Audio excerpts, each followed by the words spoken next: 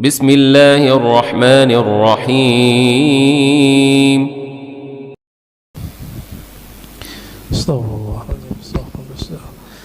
السلام عليكم ورحمة الله وبركاته.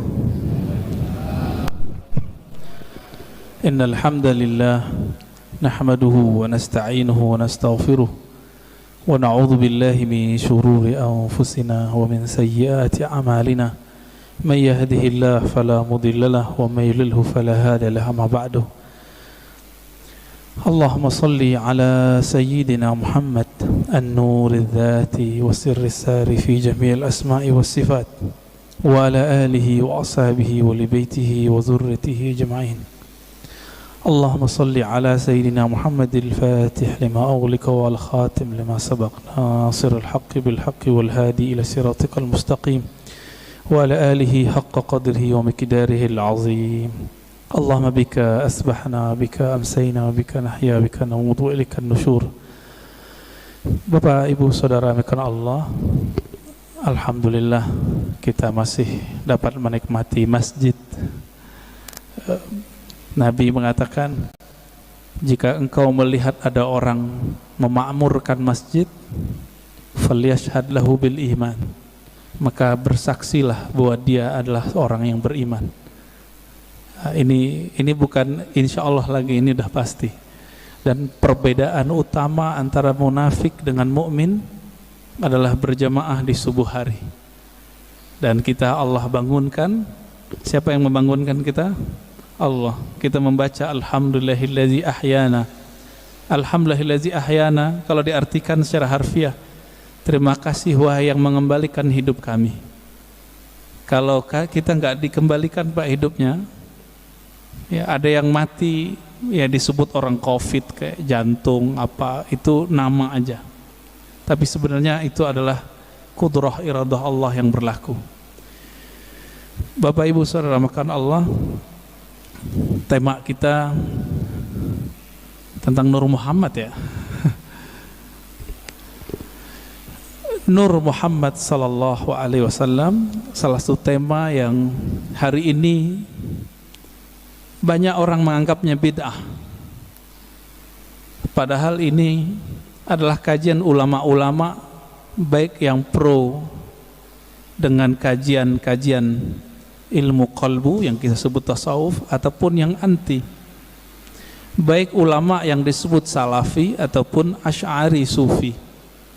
Sebagai contoh, Imam Ibnu Qayyim tidak keberatan menyebut istilah ini dengan Nur Muhammad sallallahu alaihi wasallam. Apalagi Imam Ghazali, apalagi Imam Ibnu Athaillah Sakandari pengarang Hikam, apalagi imam-imam sebelumnya. Ada seorang imam yang lebih awal semasa dengan Bukhari dan Muslim bernama Al-Imam Al-Hafiz Al-Hakim At-Tirmidzi. Jadi ada dua Tirmizi. Imam Tirmizi pengarang Sunan Tirmizi. Sunan Tirmizi itu nama asli kitabnya Al-Jami' As-Sahih, kumpulan hadis sahih menurut Imam Tirmizi. Tapi nama kecil beliau ya Abu Isa, nama kunyahnya, panggilannya. Ada Tirmizi kedua, ahli hadis, ahli qalbu, bernama Al-Hakim At-Tirmidzi. Sekampung semua mereka. Beliaulah yang mengemukakan istilah ini di kalangan ahli hadis, istilah Nur Muhammad sallallahu alaihi wasallam. Bapak Ibu Saudara makan Allah, masih ingat guru-guru kita dulu sering baca ayat Alastu bi rabbikum qalu bala syahidna. Masih ingat ya? Jadi Allah bertanya kepada semua ruh, wahai semua ruh, bukankah aku Rabb kalian? Lalu Imam Ibnu Katsir, murid Ibnu Taimiyah dan Ibnu Qayyim, murid Imam Salafi, mengatakan dalam sebuah riwayat yang dia nukil bahwa yang pertama menjawab itu adalah ruh Nabi Muhammad sallallahu alaihi wasallam. Ruh Nabi Muhammad ini disebutlah Nur Muhammad sallallahu alaihi wasallam. Masih ingat juga ulama kita mungkin waktu khutbah kemarin Habib Ges membacakan ayatnya, wa ma arsalnaka, tidaklah kami mengutus engkau wahai Muhammad kecuali untuk apa? Rahmatan lil alamin, sebagai rahmat bagi sekalian alam. Bapak Ibu yang mulakan Allah, dalam hadis Imam Muslim ayat ini dijelaskan apa makna rahmat, siapakah rahmat itu, berapa jumlah rahmat itu. Ternyata dalam hadis Imam Muslim gamblang sekali, inna lillahi mi'ata rahmatin, Allah mempunyai, menciptakan 100 rahmat. Satu Allah ciptakan untuk dunia dari awal penciptaan makhluk di dunia sampai nanti kiamat. 99 di akhirat. Inilah makna hadis Nabi. Beliau mengatakan setiap nabi ada punya doa mustajab. Tetapi aku, kata beliau, khaba'tu, aku menyimpan dan menginvestasikan doaku supaya tidak dikabulkan di sini, tapi dikabulkan nanti di sana, di akhirat. Nabi Muhammad yang disebut rahmat bagi alam semesta, ternyata pancarannya bisa 100. Tadi hadisnya berapa? Sesungguhnya Allah menciptakan rahmat 100 macam rahmat. Jadi dari dulu sebelum Nabi Adam dicipta, langit bumi dibuat, itu baru satu rahmat sampai kiamat. Suatu kali Nabi Adam duduk sendiri kesepian, Pak. Kesepian, ketiduran. Bangun tidur, karena Allah Maha tahu isi hati hambanya, kekasihnya, Allah kirimlah, Allah ciptakanlah dari dirinya sendiri tulang rusuk, terciptalah Sayyidah Hawa. Kita sebut Siti Hawa. Langsung mau dipegang-pegang itu sama Nabi Adam, tapi belum bayar mahar. Karena itu alam surga, maka di surga yang paling berharga bukan emas, tapi mengirim salam kepada kunci surga. Siapa yang pegang kunci surga? Nabi SAW mengatakan, tidaklah dibuka, la yuftah babul jannah ala ahadin min qabli, tidak pernah dibuka pintu surga kepada siapapun sebelumku, termasuk Nabi Adam. Bahkan sebelum Nabi Adam dicipta, jika belum ada Nabi Muhammad namanya disebut, itu nggak bisa dibuka. Akhirnya Nabi Adam melihat ke atas, Jannatul Firdaus itu di samping Sidratul Muntaha, luasnya tak terhingga. Dipandang ke langit, langit aras. Jadi langit itu ada dua, Pak. Ada langit yang di atas bumi, ada langit arash, disebut Illiyin. Baru dengar ya? Ada langit lagi di atas itu. Itulah makom para nabi-nabi nanti di sana. Ketika Nabi Adam memandang ke arash, terlihatlah di singgasana arash itu. Jadi arash itu artinya singgasana, istana. Terlihat di situ nama La ilaha illallah Muhammadur Rasulullah. Maka Nabi Adam ketika ditanya oleh Allah, mana maharmu wahai Adam? Beliau bersalawat kepada yang ada namanya, Allahumma salli ala Muhammad, atau di riwayat lain sallallahu ala Ahmad. Allahumma salli ala Ahmad, karena belum lahir fisiknya disebut Ahmad. Lalu dikatakan dalam riwayat Imam Tirmizi, Imam Al-Hakim Imam Al-Hakim An-Naisaburi dalam kitabnya Al-Musadrak, dan menurut beliau hadis ini sahih. Apa kata beliau? Allah bertanya kepada Nabi Adam, sedangkan Allah tanpa nanya sebenarnya sudah tahu. Ini hanya dialog antara hamba dengan Allah Subhanahu wa taala. Apa kata Allah? Hei Adam, kenapa kamu bisa bersolawat kepada Muhammad? Kamu tahu dari mana Muhammad? Jawaban Nabi Adam, ya Rabb, ketika aku memandang ke langit arasmu, aku memandang di situ ada nama Muhammad setelah namamu. Maka aku pastikan, aku yakini, pasti itu orang lebih mulia dariku. Lalu aku bersolawat kepadanya. Jadi lebih tua Nabi Adam atau Nabi Muhammad? Kira-kira lebih tua mana Pak? Secara biologis tua Nabi Adam, tapi secara nur lebih tua Nabi Muhammad SAW. Lalu Allah mengatakan, laula Muhammad ma khalaqtuka ya Adam. Kalau bukan karena Muhammad itu wahai Adam, aku tidak pernah ciptakan engkau. Nah, inilah makna karena Nabi Muhammad, Nabi Adam dapat rahmat.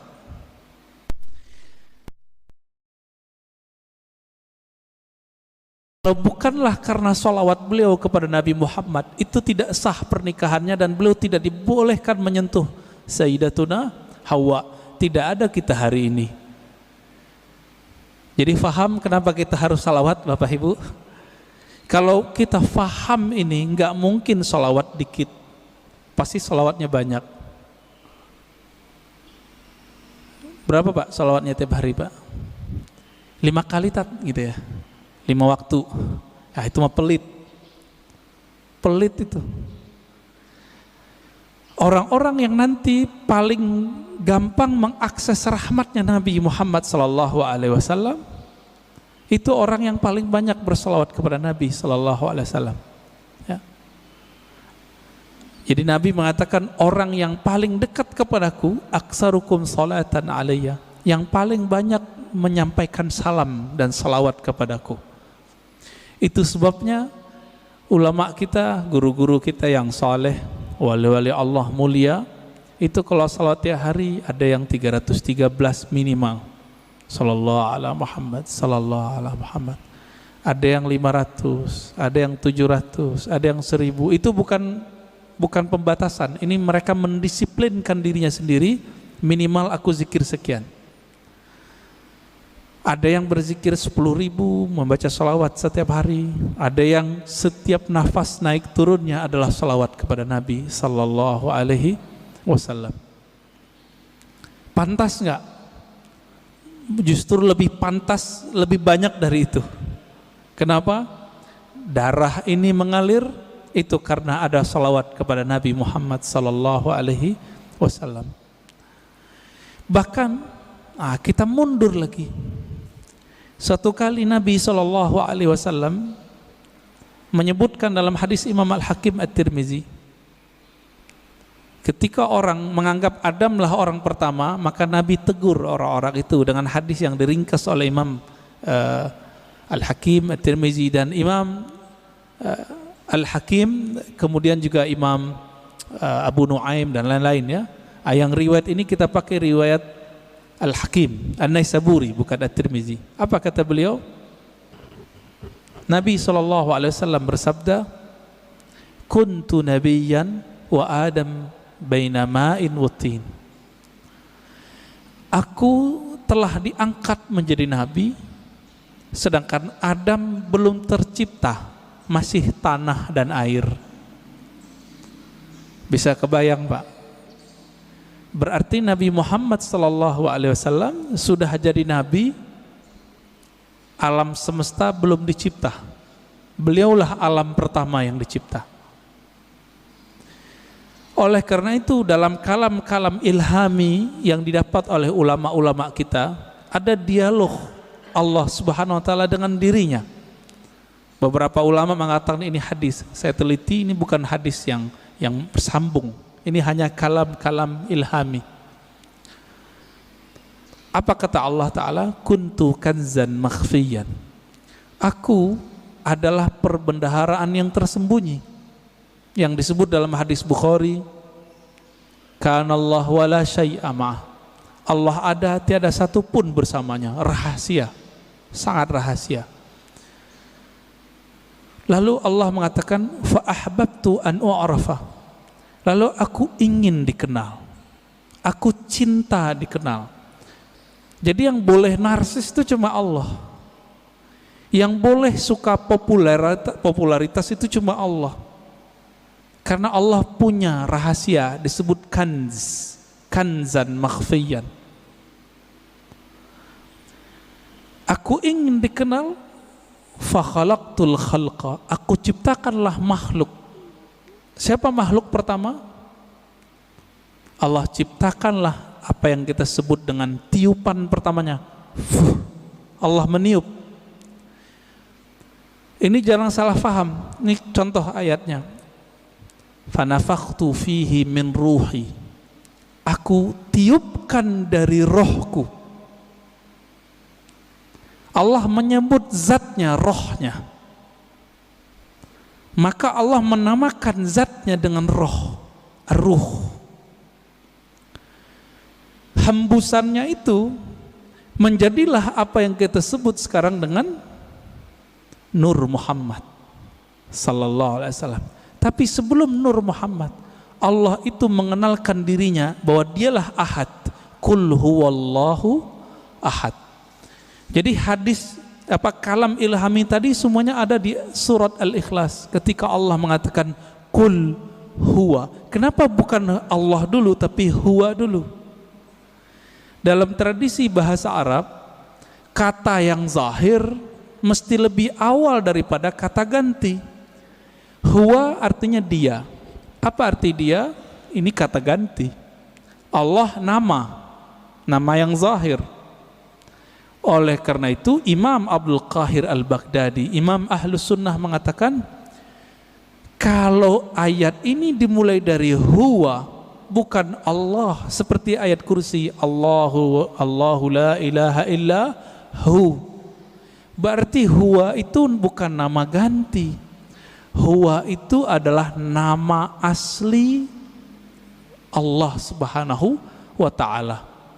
Disebut nama zahir juga Pak, nama yang nyata.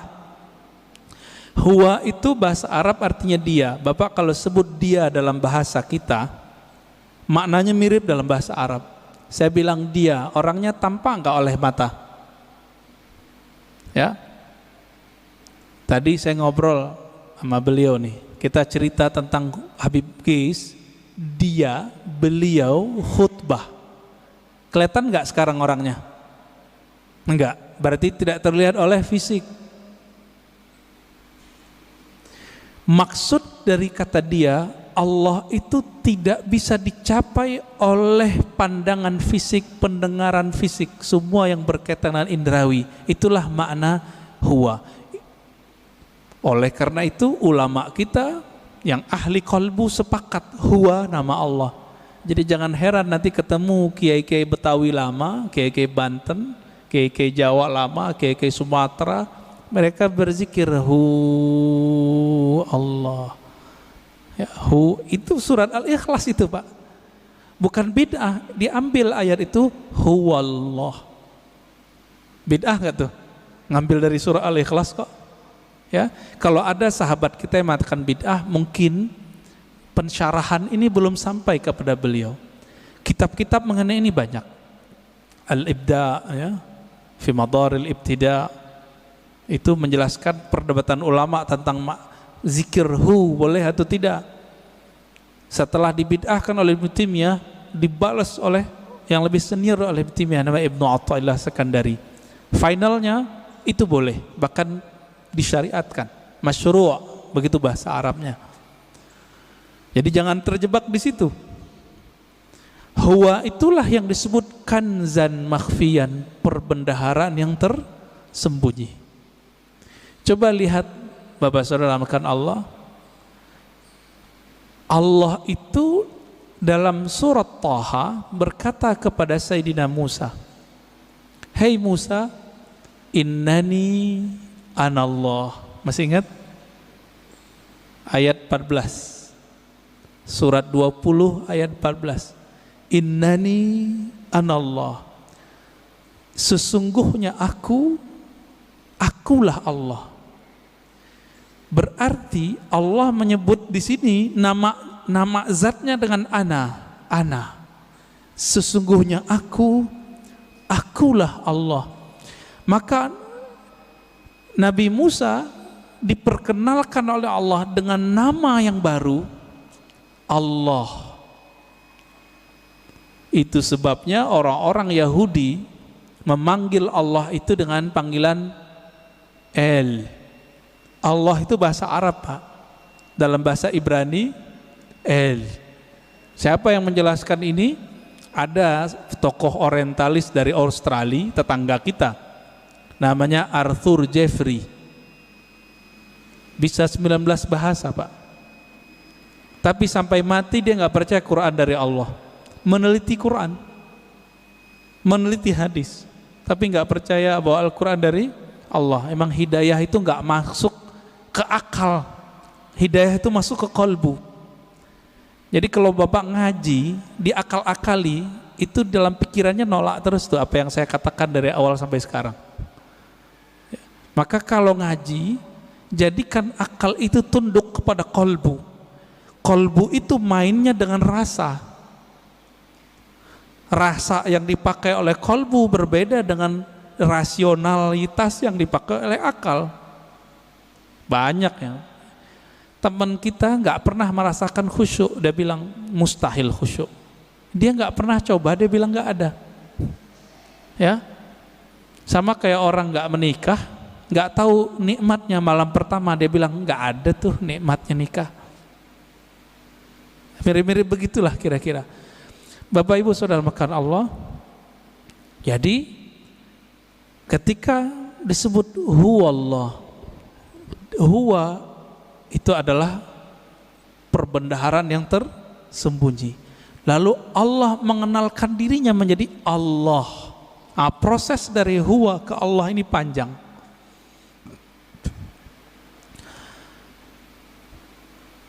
Karena Allah ingin dikenal, maka Allah meniupkan dari ruhnya. Tiupan inilah yang disebut dengan tiupan yang bernama Ahmad. Ya, Ahmad itu cahaya yang terpancar darinya disebut cahaya Nur Muhammad. Begitu ulama kita menjelaskannya. Inti dari Ahmad itu adalah nurnya. Maka sebagaimana disebutkan dalam hadis Imam Bukhari, innallaha yanzuru ila qulubikum. Allah memandang ke sentral jiwamu.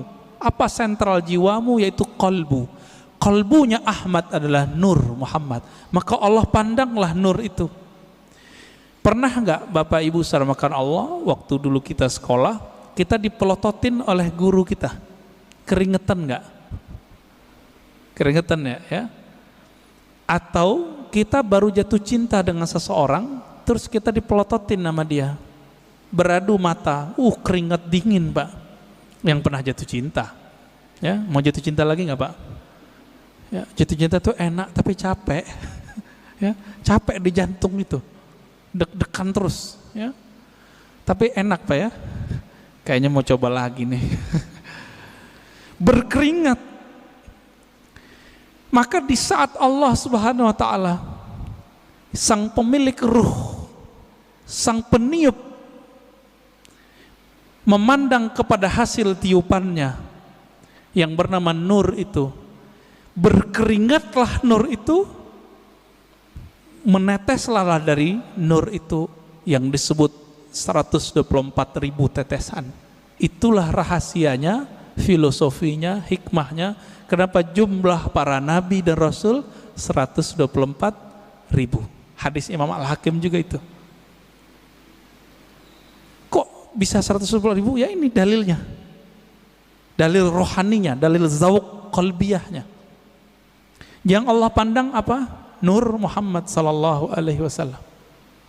Yang itu yang Nabi Muhammad sallallahu alaihi wasallam mengatakan, kuntu nabiyan, aku sudah diangkat jadi nabi, sudah dipandang oleh Allah. Itulah kenabian beliau. Inilah yang dikatakan beliau, aku sudah jadi nabi sebelum Nabi Adam. Inilah kata-kata dari Allah SWT, tidaklah aku utus engkau Muhammad kecuali rahmat untuk sekalian alam. Alam pertama itulah bernama alam, ya, tetesan itu, alam nur itu. Dan kabar gembiranya Bapak Ibu yang melakukan Allah, saudara, semoga kita termasuk bagian ini ya. 124.000 itu kan semua semua nabi dan rasul. Karena Nabi Muhammad mengatakan la nabiyya ba'di, tiada nabi lagi setelahku. 124.000 itu masih ada enggak? Masih. Tapi pangkatnya sekarang bukan seorang nabi. Pangkatnya adalah seorang wali. Ala inna awliya Allah la khaufun alaihim wala hum yahzanun. Tapi kalbunya itu warisan dari kalbunya para nabi. Inilah makna hadis al ulama warasatul anbiya. Ulama itu mewarisi nabi. Saya mau tanya Pak, kalau saya sebut kepada anak saya, kamu pewarisku, dia berarti keluarga saya enggak? Dia lahir dari tulang sumsum saya yang dititipkan Allah ke rahim pasangan kita. Lahirlah anak itu, secara biologis dia berhak menerima waris biologis, waris fisik. Begitu juga siapa yang kecipratan nur ini, dia disebut pewaris para nabi. Dialah sebenarnya keluarga nabi. Inilah makna hadis Nabi. Ketika ditanya, bagaimanakah cara salawat kepada engkau hai Muhammad, hai Rasulullah? Apa jawaban Nabi? Qulu Allahumma salli ala Muhammad wa ala ali Muhammad. Katakanlah hai sahabatku, ya Allah sampaikan salam, rindu, sayang, cinta kepada Nabi Muhammad dan keluarga Muhammad. Jadi siapa keluarga Muhammad? Terbagi dua. Ada keluarga nasab, ada keluarga sanad. Siapa keluarga Muhammad sallallahu alaihi wasallam? Dua. Ini kan enggak Habib semua nih. Habib paling Habib Ges doang ya enggak? Ya. Habib fulan, ya. Mereka dapat kemuliaan menjadi Habib. Bapak menyesal enggak? Protes enggak kepada Allah? Kok enggak terlahir sebagai Habib? Protes enggak, Pak? Enggak boleh protes kita. Ya. Kenapa dia terlahir sebagai Habib, kenapa kita tidak? Itu ada rahasianya di alam tadi. Kenapa hari ini ada orang beriman, ada yang tidak? Itu rahasianya di sana semua. Kenapa orang sekarang ada yang jadi ulama, ada yang menjadi ubaru? Ya, Bapak ini ubaru Pak ulama? Ubaru ya, ubannya baru tumbuh maksudnya. Kenapa? Itu rahasianya di sana semua. Di sana semua Pak. Ketika Allah memandang kepada Ahmad Nur Muhammad ini, yang dipandangkan nurnya. Nur ini kalau menetes ke dalam kalbu kita, makanya orang-orang ini akan rindu kepada Nabi Muhammad sallallahu alaihi wasallam. Akan rindu kepada yang meniupkan roh Nabi Muhammad sallallahu alaihi wasallam. Kerinduan ini yang tak terhingga, ya, nggak ada habis-habisnya itu. Inilah makna dari surat Zariyat, wa ma khalaqtul jinna wal insa illa liya'budun. Biasa orang terjemahkan nggak ada efeknya Pak. Apa terjemahan biasa? Tiadalah aku ciptakan jin dan manusia kecuali untuk menyembahku. Wah, itu mah biasa terjemahannya. Kita terusin. Menyembah itu artinya menjadikan diri kita budaknya, menjadikan diri kita manut kepadanya. Bapak, maukah mengikuti seseorang yang kita nggak kenal dia? Mau nggak? Mau nggak? Nggak mau.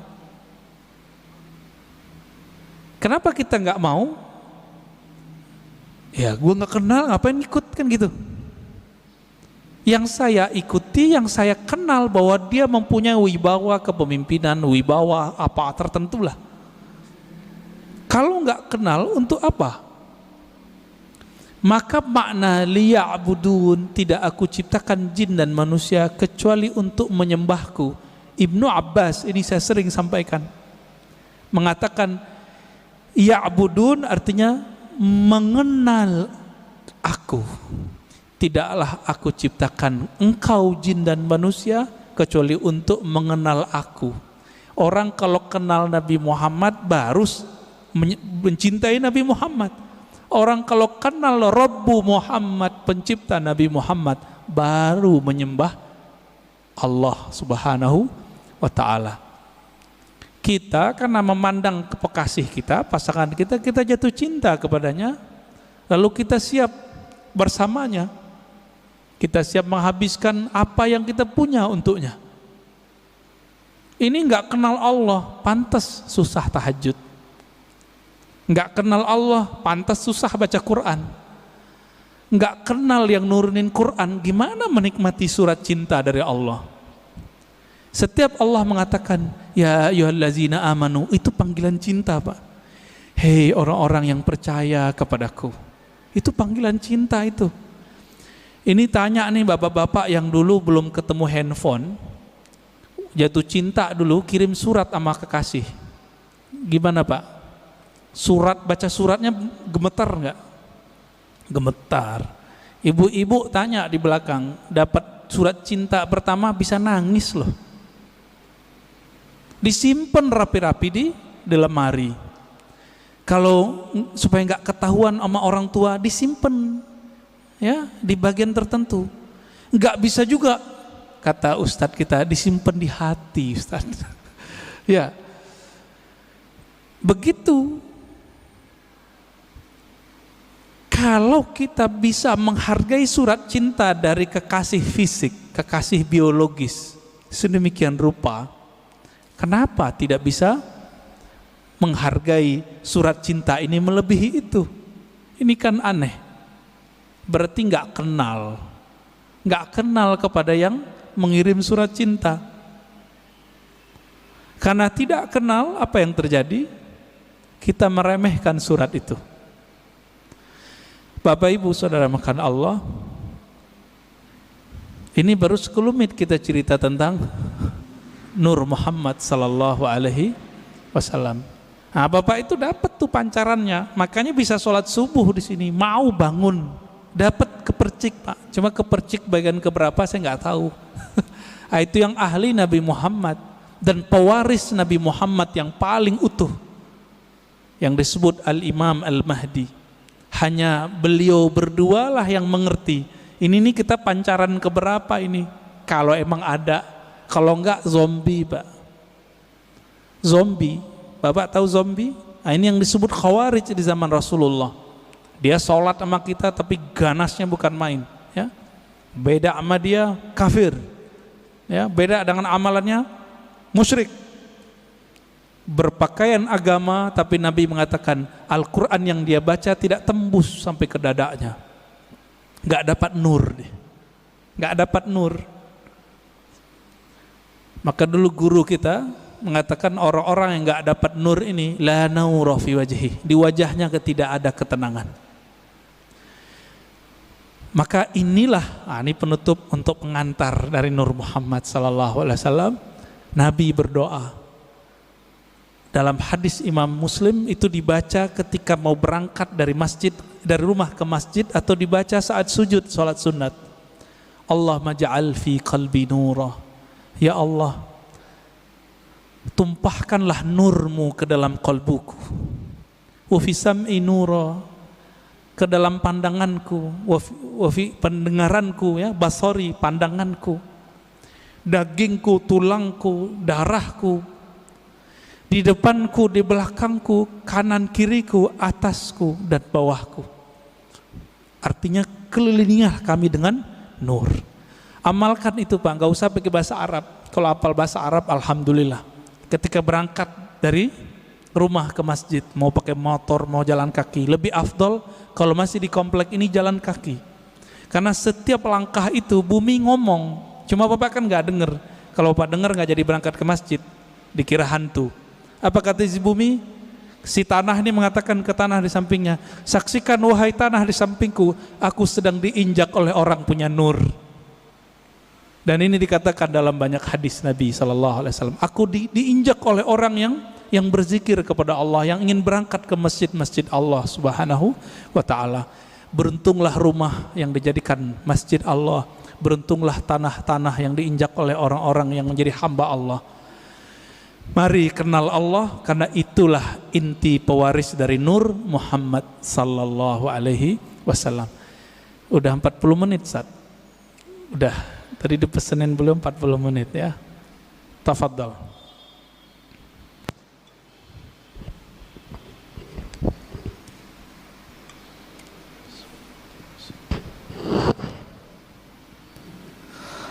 Alhamdulillahirabbil alamin.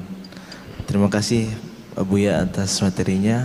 Dari para jamaah, hari ini ada yang bertanya tentang mengenal Nur Muhammad sallallahu alaihi wasallam.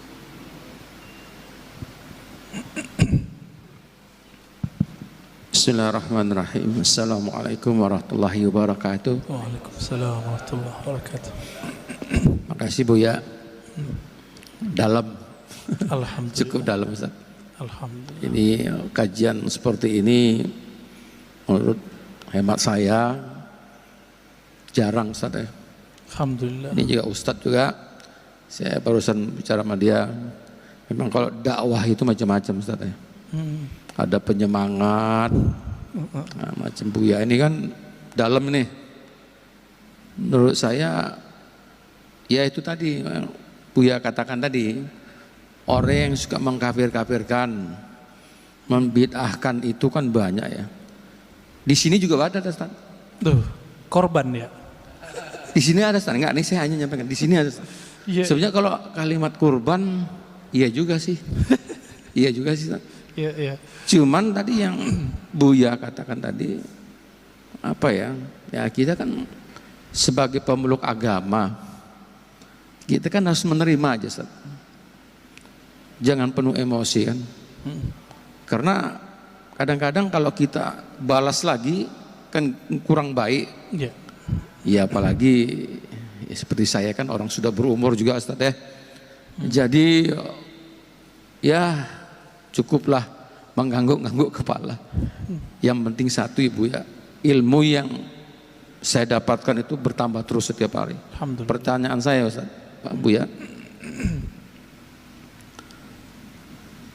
yang saya katakan ini tadi, orang-orang yang suka membid'ahkan itu, tapi saya lihat jarang melihat mengaji, tapi nggak tahu lah ya, mungkin bisa aja dia di Google dan lain sebagainya. Pertanyaan saya ini, orang yang selalu melihat Google itu, dia ambilnya dari si sumbernya dari situ aja. Terus kadang-kadang berargumen di WA. Ya. Ini seperti apa, Bu ya? Ya. Itu aja mungkin. Terima kasih. Assalamualaikum warahmatullahi wabarakatuh. Assalamualaikum. Orang yang tidak berguru langsung kepada ahlinya tidak mendapatkan satu benefit rohani yang disebut dalam hadis Abu Dawud. Apa kata Nabi? Nadrallahu mra'an. Allah beri nadrah. Nadrah ini nama lain dari nawwara. Allah beri cahaya yang memancar di wajah. Nadrallahu mra'an, Allah akan pancarkan cahaya lewat wajah seseorang, sami'a maqalati, yang mau berguru langsung mendengarkan hadisku. Orang Arab dulu kalau menyebut sami'a itu nggak mungkin online, nggak mungkin lewat Google, mesti berguru ke ahlinya. Nggak mungkin. Kenapa? Dulu disebut sama pasti hadir. Itu sebabnya Imam Syafi'i dulu tidak terima persaksian orang yang hadir di konser-konser musik yang musiknya ada kefasikan, ada penampilan orang buka aurat ya, bukan lagunya sebenarnya oleh Imam Syafi'i. Kenapa? Sami'ah, begitu kalimatnya, karena dia hadir mendengar itu dulu nggak mungkin lewat MP3. Jadi dulu orang mendengarkan musik, melihat para seniman-seniman musik itu dulu, dia sudah bermaksiat lahir batin. Bapak masih ingat kalau yang pernah ke Mesir, di Mesir itu ada tari perut, kebuka, ditonton itu Pak. Imam Syafi'i mengatakan orang yang nonton begitu gak diterima persaksiannya. kalimat bahasa Arabnya sami'a. Karena sami'a artinya dulu pasti offline, pasti ketemu langsung, tatap muka. Itu sebabnya juga ya dalam hadis ini orang yang tidak mendengar langsung, nggak ada nur Pak di wajahnya. Lihat aja, nggak ada nadrah, nggak ada nadrah. Semakin dia tambah ilmu, ilmu itu masuknya ke otak. Otak ini bekerja dengan akal. Sedangkan hidayah masuk ke kolbu. Beda tuh. Siapa yang mengatakan ini? Imam ahli hadis, ahli kolbu, Imam Abu Hafs As-Surawardi dalam kitab Awariful Ma'arif. Makanya banyak orang berilmu belum tentu dia punya hidayah di kolbunya. Kalau itu yang terjadi, tambah ilmu, tambah sombong. Jadi kalau dengerin kajian di YouTube, di TV-TV online, TV-TV satelit, apa yang terjadi? Wah, ini bahan nyalahin orang masjid nih. Setiap kali ngaji, wah ini bahan nih, wah ini bahan. Ketika dapat link-link di Google, link-link di YouTube, wah share di grup, ini bisa untuk membantah bid'ah yang ada di masjid. Jadi niatnya selalu untuk orang, bantah orang, bantah orang, bantah orang. Yang suka bantah dari dulu siapa? Dari semenjak alam semesta dicipta. Iblis. Ya. Yang suka bantah itu iblis, Pak. Yang suka bantah itu iblis. Makanya Nabi SAW mengatakan, ketika ada orang membantah Nabi, i'dil ya Muhammad, ittaqillah ya Muhammad. Muhammad, kamu berbuat adil lah. Loh, ada orang berani ngomong ke Nabi, engkau bertakwalah hai Muhammad, berbuat adil lah hai Muhammad. Apa kata Nabi? Akan muncul dari orang ini, akan muncul dari kelompok dia, sekelompok orang yang jika baca Quran dan Sunnah, padahal dia lancar baca Quran dan Sunnah, link-linknya lancar Pak, tapi tidak tembus imannya ke dalam kalbunya. Fa idza laqitumuhum faqtuluhum. Wah, ini yang berat ini. Jika engkau bertemu mereka, maka kalimatnya gimana cara terjemahan ini Ustaz? Faqtuluhum, bunuh mereka. Loh, berat. Oh, ternyata ini hadis namanya hadisul qadha. Hadis mahkamah pengadilan. Jika diperintahkan oleh pimpinan negara kita perangi orang itu, kita wajib perangi. Sama dengan hadis mengenai penghina Rasulullah, jika itu ditetapkan oleh pemimpin boleh, baru boleh, nggak boleh ustadz yang mengatakan. Jadi misalnya nih bapak nih kan dapat meme sekarang, aku penggal lehermu wahai penghina Nabi, itu orang jahil, nggak boleh ngomong begitu. Kenapa? Hadis mengenai memenggal, membunuh orang penghina Rasulullah SAW, hadisnya cuma hasan. Dan ini bertentangan dengan kisah Nabi waktu di Taif. Nabi dihina, bukan lagi dibuat gambarnya, dihina, dilempar di Taif. Apa kata Nabi? Hancurkan Taif atau selamatkan Taif? Selamatkan ya Allah, semoga keturunan mereka beriman kepadaku. Jibril datang, apa kata Jibril? Ya Muhammad, maukah engkau aku hancurkan negeri Taif? Satu kali tiup, satu kali kibas, habis Taif Pak. Karena Jibril punya sayap, sayapnya dibuka, ketutup langit dan bumi, tinggal dikibas. Tapi Nabi Muhammad bilang apa? Di sini saya tahu, tambah mengenal sosok Nabi Muhammad, ternyata beliau lebih berkualitas tinggi dibandingkan Jibril. Apa kata Nabi Muhammad? La ya Jibril, nggak boleh ya Jibril. Kenapa? Nabi Muhammad itu induk alam semesta. Karena beliaulah Adam ada, alam ini ada. Kalau seorang ibu, maukah anaknya dibunuh? Maukah Pak? Anaknya dibunuh? Nggak mau. Nabi meskipun melihat anak-anak rohaninya ini, pancaran-pancaran dari dirinya ini, belum kenal dia, beliau nggak bilang hancurkan ya Allah, enggak. Itulah orang tua sejati, orang tua rohani Nabi Muhammad SAW. Ya, Jibril nggak sabar Pak, pantas toh Jibril nggak jadi nabi di sini. Ya, udah mulai faham siapa Nabi Muhammad SAW. Maka saya tanya kepada orang yang ingin menggal pembuat karikatur Nabi, ente jangan kira saya tidak emosi. Saya emosi dengan orang yang buat karikatur Nabi. Bahkan yang bilang orang tua Nabi di neraka aja mau saya bunuh. Tapi kita nggak boleh membunuhnya. Kenapa? Seandainya itu ada di depan Nabi, Nabi tidak akan membunuh mereka. Nabi hanya akan mendoakan mereka. Jadi jangan beragama dengan emosi, dengan hawa, dengan syahwat. Beragamalah dengan nur itu. Saya kalau tiap bahas tentang itu Pak, suara naik. Tapi kolbu bilang turunin lagi, turunin lagi. Ada ustadz bilang orang tua Nabi masuk neraka. Waduh, kebakar kita Pak. Apalagi yang keturunan Rasulullah kayak Habib Ges, Habib Lutfi, Habib. Perasaannya gimana Pak? Kakek ente masuk neraka gitu. Anak neraka, cucu neraka. Kira-kira gimana? Nggak punya perasaan mereka itu. Oh, hadisnya sahih. Iya, ini hadis sahih secara sanad, matannya tidak. Ya, ilmu hadis itu bukan hanya ilmu tahu ini sahih tidak sahih, tapi juga ilmu tentang matannya. Ilmu matan hadis wajib belajar akidah. Maka ciri-ciri orang yang menyimpang dari ahlus sunnah, membaca hadis tidak dengan kaidah akidah ahlus sunnah, fikih ahlus sunnah, dan ilmu tasawuf ahlus sunnah. Menyimpang dari itu, jadinya kayak mereka itu kurang ajar sama Rasulullah Sallallahu Alaihi Wasallam. Gimana Tad? Udah Tad? Baik. Bismillahirrahmanirrahim. Ustaz, kita tanyakan dari akun YouTube An-Nabawi TV Ustaz. Jadi ada yang menyimak sekitar 70 situs yang nyimak streaming ini. Ada yang bertanya, Buya, bagaimana kiat dan syarat supaya kita mendapatkan syafaat Rasulullah Sallallahu Alaihi Wasallam? Terima kasih Buya atas jawabannya. Assalamualaikum warahmatullahi wabarakatuh. Ya, bagaimana kiat mendapat syafaat Nabi Sallallahu Alaihi Wasallam? Nabi itu syafaatnya macam-macam.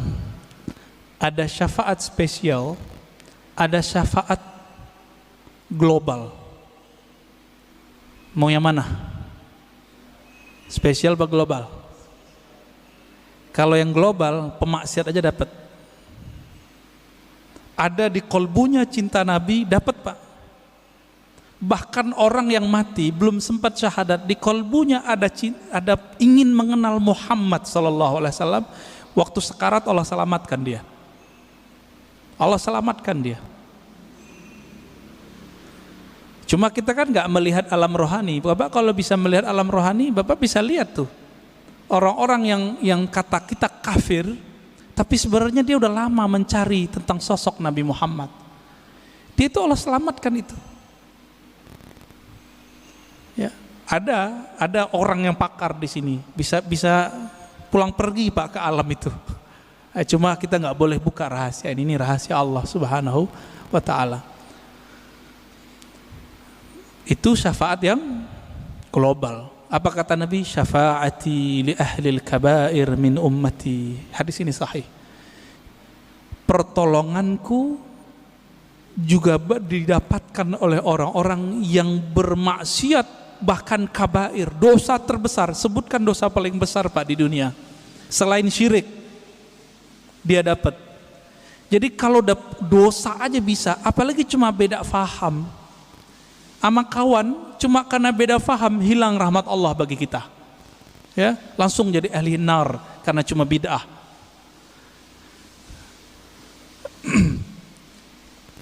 Tapi ada yang spesial. Siapa yang spesial ini? Apa kata Nabi Sallallahu Alaihi Wasallam? Ya. Aulan nasbi aksaruhum salatan alaiya. Orang yang paling spesial nanti di sampingku, yang aku cari mereka nanti adalah mereka-mereka yang paling banyak menyampaikan salam dan salawat kepadaku. Tadi saya sudah sampaikan Pak, salawat dan salam itu mesti kenal dulu, baru berasa, baru Pak kecanduan. Kalau kita udah senang sama seseorang, kita telepon terus, kita tanya kabarnya. Ya, itu dia. Maka bersolawatlah kepadanya. A'rif nabiyyak summa salli wa sallim alaih. Kenali nabimu, lalu salawat dan salamlah kepadanya. Itulah hakikat daripada mengikuti Nabi sallallahu alaihi wasallam. Pasti banyak. Dan ini jaminannya Rasulullah, bukan Ar-Razi, ya. Kalau saya nggak bisa menjamin, tapi kita punya sanad kepada sang penjamin. Nabi mengatakan kullu sanadin in qata'a ila sanadi. Semua sanad terputus kecuali sanadku. Dan ini jaminan Nabi sallallahu alaihi wasallam. Ya, tafadhal. Kalau syaratnya apa, Ustaz? Syarat kan tadi ada kiat dan syarat. Kalau syaratnya Nabi mengatakan man qala la ilaha illallah khalisan mukhlisan min qalbihi aw nafsihi. Siapa yang mengatakan la ilaha illallah dengan khalis itu membuang selain Allah dari kalbunya. Itu dia. Ini yang disebut min qalbihi, syaratnya dari kalbu. Di riwayat Imam Al-Hakim dia katakan ya, yusaddiq qalbuhu ala lisanihi wa lisanuhu ala qalbihi. Si kalbunya membenarkan lisannya, lisannya membenarkan kalbunya. Itulah zikirnya Nur Muhammad sallallahu alaihi wasallam, yaitu la ilaha illallah. Apa arti ilah? Tiada yang berhak dicinta, disembah kecuali Allah Subhanahu wa ta'ala. Dan Nabi adalah orang yang paling menyembah Allah karena beliau yang paling mengenal Allah. Jadi syaratnya cuma satu, kenalilah Allah, kenalilah Rasulullah. Jadi kita dengan syafaat itu tergantung seberapa kualitas pengenalan kita kepada Allah dan Rasulullah sallallahu alaihi wasallam. Ya, gitu Ustaz. Iya. Assalamualaikum warahmatullahi wabarakatuh. Assalamualaikum. Kita seringkali misalkan nih kesiangan subuh lah gitu ya. Ini gua gara-gara setan nih. Jadi seolah-olah setan itu lebih hebat dari kita gitu. Karena kita dikalahkan oleh setan. Kan sebetulnya tidak begitu menurut saya. Yeah. Pertanyaannya adalah sebetulnya nur yang ada pada kita ini dengan kekuatan setan itu seperti apa sebetulnya? Iya. Karena kita seringkali itu nyalahin setan sehingga yang ada nyesel. Kan mestinya ya Allah, kenapa saya tidak bisa bangun subuh? Betul. Artinya dosa apa? Jadi kan lebih manfaat ketimbang nyalahin setan. Karena setan disalahin malah ketawa-ketawa aja, kata setan bukan gua, dasar lu aja, malas kali. Iya. Bagaimana memahami antara tadi kan nur kita ini kan kelasnya kelas mana kita nggak tahu nih. Iya. Cuma seperti apa supaya kita tidak merasakan walaupun misalkan terlambat subuh, yang namanya terlambat kan jarang-jarang, bukan tiap hari gitu kan. Nah bagaimana kita merasakan supaya walaupun terlambat kita nggak merasa sedih lah gitu. Iya, masih ada hiburannya. Syukran. Assalamualaikum pengen warahmatullahi dihibur wabarakatuh. Pak ya. Iya. Terkadang ada orang yang udah bertahun-tahun selalu on time subuh, bahkan in time subuhnya. Terbersit di hatinya, kayaknya di komplek ini aku yang paling beriman, aku yang paling soleh. Allah karena sayang sama orang ini nggak dikembalikan rohnya ketika azan, supaya ketika bangun kesiangan dia mengatakan, ya Allah, ternyata inilah yang dirasakan oleh tetanggaku yang tidak bangun subuh. Berarti alarmku tidak berefek, doa-doaku tidak bekerja. Ini adalah mutlak pemberianmu. Di situ dia bersyukur Pak. Setiap hari besok dia mengatakan, ya Allah tolong bangunkan aku. Jadi ada perasaan harap-harap cemas yang buat dia merasa dirinya merasa hina di hadapan Allah. Inilah makna hadis qudsi, hadis sahih. Apa kata Allah? Ya ibadi, fa illam tuznibu.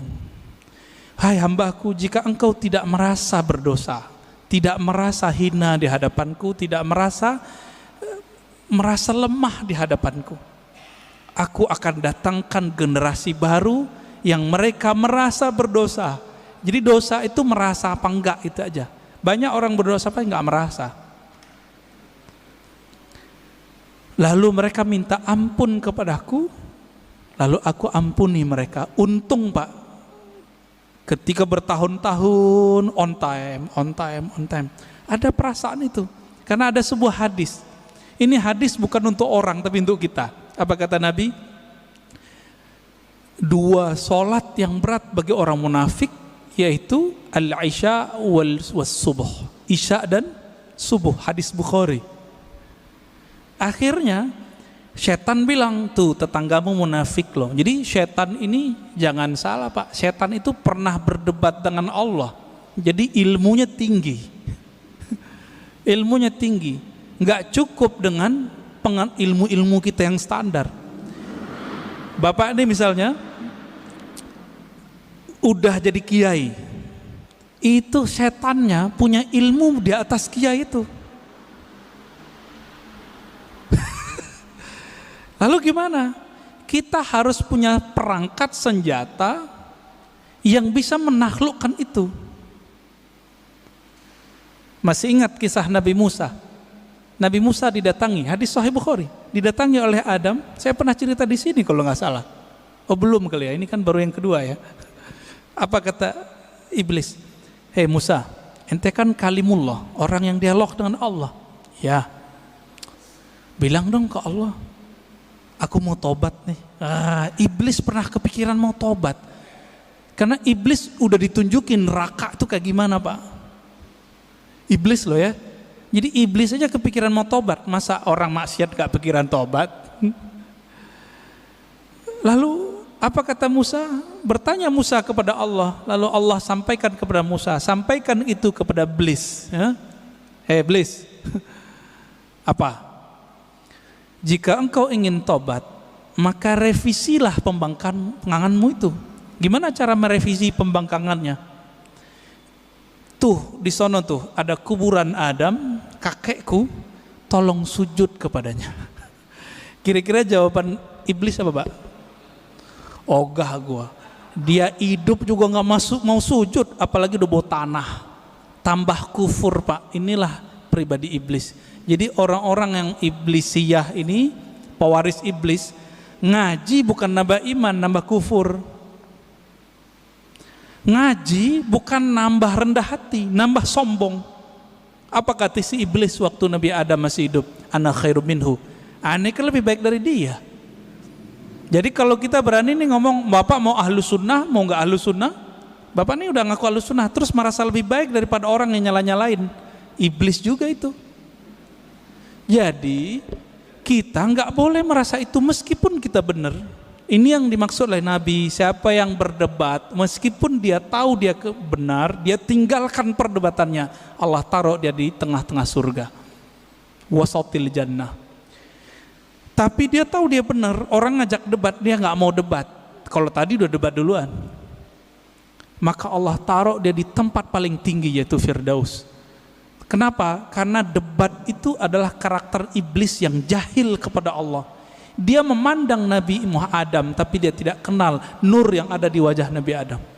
Nur apa itu? Nur Muhammad. Tiupan Allahu Ahad itu ada di wajah Nabi Adam. Iblis gak bisa lihat itu alim atau jahil. Yang ini gak akan bisa ditembus oleh iblis Pak. Iblis minta izin kepada Allah, ya Allah tolong izinkan aku mengakses kolbunya manusia. Apa kata Allah? Enggak diizinkan ente. Tapi ente punya cara. Tidak langsung. Caranya apa? Tajri majrad dam. Kamu diizinkan mengakses lewat darah, tapi enggak boleh langsung ke jantung, karena jantung berhubungan dengan kolbu. Tapi karena darah itu nanti mengalir, berputar di dalam kolbu, inilah orang kalau tidak membersihkan kolbunya menjadi kolbu iblis. Itulah yang nanti kalau dibiarkan Pak pribadi ini merasa lebih, nanti lama-lama dia berani nyalain orang, bahkan bunuh orang yang beda sama dia, bahkan ngebom orang yang beda faham sama dia. Nanti di akhir zaman, ini kan akhir zaman sudah, mereka akan menjadi tentara Dajjal. Inilah yang masuk dalam imajinasi para pembuat seniman-seniman itu, jadi zombie. Zombie itu adalah karakter dari atba'ud Dajjal. Nggak ada iman di kolbunya. Hati-hati Pak. Ya, maka pandanglah kolbu itu, bersihkan tiap hari. Jadi kalau mau istighfar nggak hanya istighfar zahir, istighfar kolbu. Kalau kita udah masuk istighfar kolbu, siapa aja ngomong kita dengerin, siapa yang ngajar kita dengerin. Khotibnya nggak menarik, tetap kita doain. Tapi kalau iblis bersarang di kolbu lewat darah itu, karena dia bisa menguasai darah di mata, dia akan bilang, khotib bodoh, gitu Pak. Mulai itu. Walaupun Bapak ini ahlu sunnah aswaja katanya, kolbunya sudah jadi kolbu setan. Jadi jangan heran banyak nanti dai-dai yang katanya berpakaian aswaja ahlu sunnah, tapi kolbunya sudah kolbu iblis. Apalagi yang bukan ahlus sunnah. Semoga Allah melindungi kolbu kita. Amin ya rabbal alamin. Ya. Khalas. Ya. Udah. Ya. Enggak tahu nih, terserah Pak antum aja deh.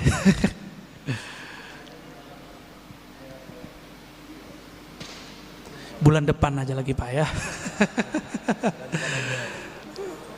Asto.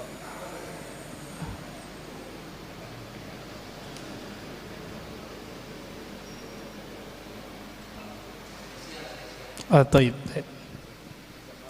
Ini ashabul yamin ini ya. Orang kanan saya Pak. Nanti Bapak harus pindah ke sini Pak. Ya. Bismillahirrahmanirrahim. Assalamualaikum warahmatullahi wabarakatuh. Assalamualaikum warahmatullahi wabarakatuh. Ini pada waktu awal tadi Pak Ustadz menjelaskan atau mempertanyakan berapa kali sehari berselawat, terus ada orang bilang sekian puluh, terus lalu ya minimal ada yang 300, ada yang 1000, malah ada yang puluhan ribu. Nah, yang menjadi pertanyaan, sebetulnya kalau ada ustadz-ustadz pernah ceramah di sini ya, bahwa Allah itu sebetulnya tidak senang yang berlebih-lebihan. Itu yang pernah saya ingat. Terus yang kedua kali, kalau orang merasa, wah saya kalau selawat bisa sekian puluh ribu, itu kan menimbulkan kesombongan. Padahal sombong itu juga sebetulnya dilarang. Tunggu dulu Pak. Apa? Bapak tahu dari mana orangnya sombong? Lo kan misalkan dia pas kumpul-kumpul, wah misalkan ini apa namanya? Itu namanya suudzon, buruk sangka. Itu nggak boleh. Ya tapi dia kan terus menyombongkan diri, oh saya kuat sekian, bisa kan itu kan menyombongkan diri. Belum tentu. Oh belum tentu. Ya ini kan namanya aja penilaian saya, karena itu suudzon namanya. Ya itu kan namanya kan berlebih-lebihan. Enggak. Terus itu misalnya karena asiknya berselawat, akhirnya dzikir la ilaha illallah itu lebih sedikit daripada selawatnya misalnya. Ini pertanyaan. Saya ingin penjelasan aja, bukan saya ini terus suudzon itu enggak, tapi ini kan kenyataannya kalau orang mengatakan oh saya kuat sekian, itu kan namanya sombong. Walaupun ini mungkin dari mata Ustadz, oh itu sampean suudzon, dia sebetulnya enggak sombong. Nah, walaupun memang enggak sombong ya, mungkin ya seolah-olah ada yang orang menilai wah dia sombong. Padahal ya hanya itu saja. Terima kasih. Assalamualaikum warahmatullahi wabarakatuh. Saya sudah 2 kali membacakan hadis di sini. Nabi berkata, yang paling dekat kepadaku, yang paling utama spesial nanti di akhirat, aktsarukum, coba terjemahin Pak, salatan alayya. Yang paling aktsar, yang paling berlebih, itu terjemahan harfiahnya Pak. Yang paling berlebih sholawatnya kepadaku. Berarti melebih-lebihkan angka boleh enggak? Itu disunnahkan, bukan bid'ah itu. Kalau saya ngeliat ustadz nih baca Quran bilang saya sehari khatam, Apakah saya bilang dia sombong? Itu setan yang mewaswaskan kepada saya, ente sombong ini, ya. Paling-paling orangnya terjebak pada ujub. Apa arti ujub? Dia kagum dengan amalnya. Itu paling banter, Pak. Nggak lebih dari itu. Kalau sombong sih enggak. Masa orang zikir sombong? La ilaha illallah dan salawat itu adalah akhir dari kesombongan, habis di situ. Orang kalau bilang Allahumma itu secara rohani habis sombongnya. Karena Allahumma, Bapak udah nggak ada lagi sebenarnya. Ya Allah, saya ini bukan hamba yang pintar, bukan hamba yang hebat. Itu makna Allahumma. Jadi nanti kalau ada orang-orang yang banyak sholawat, jangan kita tuduh begitu. Itu was-was kita aja. Ya, itu was-was kita. Perasaan kan gitu, perasaan apa kenyataan itu kan beda. Nah ini mohon maaf Pak, saya harus koreksi karena ini berbahaya untuk seumur Bapak. Itu nggak boleh ada suuzon lagi, nggak boleh sama sekali. Siapa yang masih nyimpan suuzon di kolbunya, saya khawatir suul khotimah nanti. Buruk sangka itu melahirkan suul khotimah Pak. Ini udah rumus, di mana-mana. Kita udah nyaksiin orang-orang yang paling banyak berburuk sangka kepada hamba Allah, itu mati nggak bener. Jadi tolong itu dibuang itu, ya. Jadi mohon maaf ini harus dikikis habis. Makanya suara saya harus tinggi untuk mengikis Bapak itu, ya. Semoga Bapak tambah rajin sholawat, ya, saingin dia Pak. Nanti Bapak adukan itu ke Rasulullah. Rasulullah, menurut saya ini berlebihan. Nanti dijawab Nabi Pak, aulakum, yang paling utama dari kamu adalah yang paling berlebihan itu sholawatnya kepadaku. Sampai datanglah Ubay bin Ka'ab kepada Nabi. Apa kata Ubay? Wahai Rasulullah, saya jadikan sholat kepada engkau cukup 1/4 ya. Apa kata Nabi? Ya boleh. Kalau setengah gimana? Boleh. Kalau 2/3 gimana? Bagus. Kalau semua bagaimana? Wah, top, hai Ubay. Apa kata Nabi? Apa kata si Ubay? Dengan demikian wahai Rasulullah, aj'al salati kullaha lak. Aku jadikan salawatmu untukmu semua. Maka amalannya Ubay yang hafiz Quran, setiap nafasnya adalah salawat kepada Nabi sallallahu alaihi wasallam. Berlebihan enggak sahabat Nabi ini? Abu Hurairah zikir 12.000 tiap hari, berlebihan enggak? Dan itu ditulis dalam kitab. Jika itu berlebihan, Abu Hurairah lah yang pertama berlebihan. Ali Zainal Abidin, ya, cucu Rasulullah sallallahu alaihi wasallam, itu sholat 1000 rakaat tiap hari. Berlebihan enggak itu? Ya? Utsman bin Affan sehari 8 khatam. Gimana ceritanya tuh? Kita coba sehari paling bisa 2 khatam. Utsman bisa 8 kali khatam. Kecepatan otaknya di atas rata-rata itu Pak. Coba tanya sama hafiz Quran, dia paling mengerti masalah itu. Cuma hafiz Quran yang mengerti 8 khatam bisa sehari. Saya udah ketemu sama orang begitu, jadi bisa paham. Dibantah sama teman kita waktu itu, ente berlebihan, sama kayak Bapak ngomong tadi. Bukannya dalam hadis Nabi melarang mengkhatamkan Quran kurang dari 3 hari. Artinya sehari 10 juz, 10 juz, 10 juz, 30 juz. Ini kalau ngomong fikih jadi kenceng lagi nih ya. Itu pada ketawa tuh Pak. Apa kata Nabi Shallallahu Alaihi Wasallam? Tidak paham Al-Quran orang yang khatam kurang dari 3 hari. Itu Nabi lagi ngomong sama siapa? Abdullah bin Amr Abdul As, anak muda. Maksudnya ente nggak paham kalau baca lebih banyak dari 10 juz tiap hari, ente gitu. Nabi nggak ngomong ke Utsman. Lebih mulia Utsman atau Abdullah bin Amr? Saya mau tanya Pak. Utsman. Jadi ketika Nabi ngomong tidak faham Quran, orang yang mengkhatamkan kurang dari 3 hari, itu Nabi berarti nggak ngomong ke Utsman. Karena Utsman nggak mungkin pelaku berlebihan, nggak mungkin. Yang berlebihan yang haram itu adalah orang yang berlebihan dalam berdoa dan berlebihan dalam membelanjakan harta. Itu yang nggak boleh. Dua itu aja Pak. Adapun salawat, zikir dan Quran, Bapak mau lebih-lebihkan, Allah belum cukup dengan itu. Ya, jadi tolong hati-hati dalam meletakkan persepsi kita. Jangan ditaruh itu sebagai standar kebenaran. Mohon maaf teguran saya begini karena saya sayang Bapak. Ya, saya sayang Bapak dan saya nggak mau Bapak mati husnul khotimah. Karena Bapak sudah rajin sholat subuh. Saya doakan semoga yang hadir, terutama Bapak yang bertanya, tambah cinta Rasulullah, tambah banyak salawat kepada Rasulullah. Allahumma ja'alna minal muhibbin. Ya Allah, jadikan kami orang yang sangat cinta kepada Nabi. Allahumma ja'alna minal muktsirina bi salati ala nabiyyika.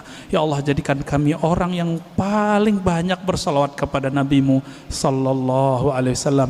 Rabbana atina fid dunya hasanah wa fil akhirati hasanah wa qina adzabannar. Walhamdulillahirabbil alamin. Sallallahu alaihi wasallam.